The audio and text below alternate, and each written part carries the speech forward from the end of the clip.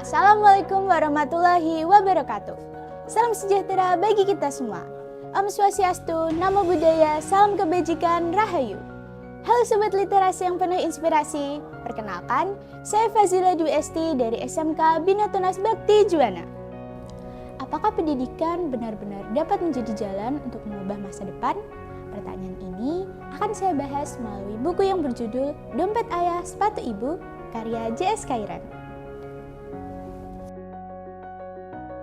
Buku ini diterbitkan oleh PT Gramedia Widya Sarana Indonesia pada tahun 2023 dengan tebal buku 216 halaman berukuran 13,5 x 20 cm dengan ISBN 978 602 05 30222. Di balik covernya yang sederhana, buku ini menyimpan kisah pilu yang menyayat hati. Salah satu saja dengan makna yang sangat dalam pada buku yang ditulis oleh Jombang Santani Kairan ini berbunyi, kehidupan yang menghujam di hari ini adalah bekal di masa depan. Dulu, Abah pernah berjanji untuk membelikan Zena sepatu baru. Belum sempat terpenuhi, Abah sudah berpulang terlebih dulu. Di sisi lain, ada Asrul dan juga adiknya yang sangat ingin membahagiakan Umi. Zena dan Asrul tidak melanjutkan pendidikan tinggi pada ujian pertama. Alasan utamanya sama, yaitu biaya. Sehingga di tahun berikutnya keduanya bertekad untuk kembali mengikuti ujian. Kerja keras inilah yang menghantarkan mereka untuk berkuliah di Padang. Tak disangka, cinta tumbuh di antara keduanya. Pernikahan sederhana mereka disusul dengan ujian yang penuh duka dan lara. Mulai dari hidup menumpang sampai duka kehilangan orang tua. Namun, bersama dengan masalah, pasti ada jalan keluar.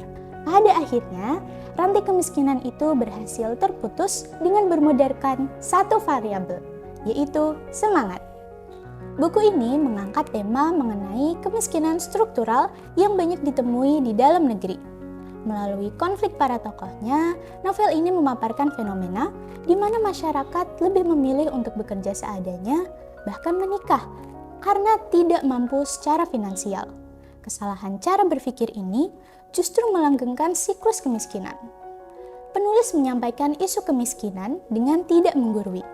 Alih-alih memaparkan teori, penulis menghadirkan kisah Zena dan Asrul yang harus menunda kuliah karena keterbatasan biaya. Hal ini membuktikan bahwa pendidikan dapat menjadi jalan keluar untuk meningkatkan kualitas kehidupan.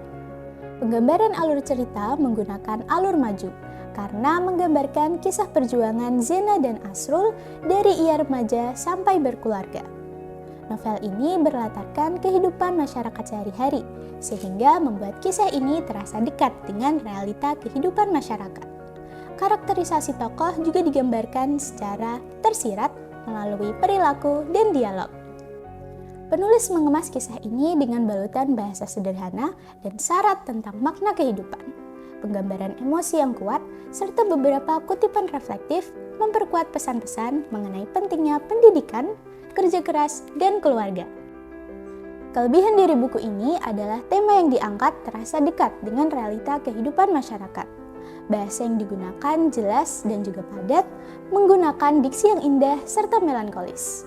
Alur cerita terasa berbobot karena mampu menghadirkan banyak pesan moral mengenai konsistensi sebuah usaha, pentingnya pendidikan, dan juga pentingnya peran keluarga.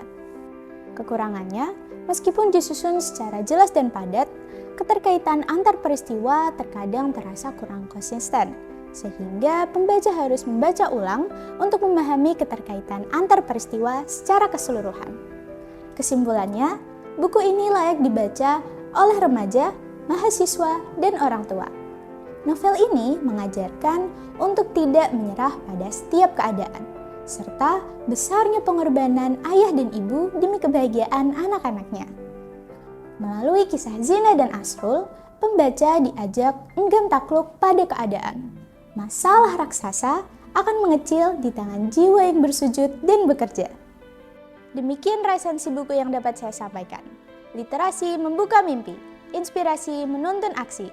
SMK Bina Tunas Bakti Juwana menorehkan prestasi. Assalamualaikum warahmatullahi wabarakatuh.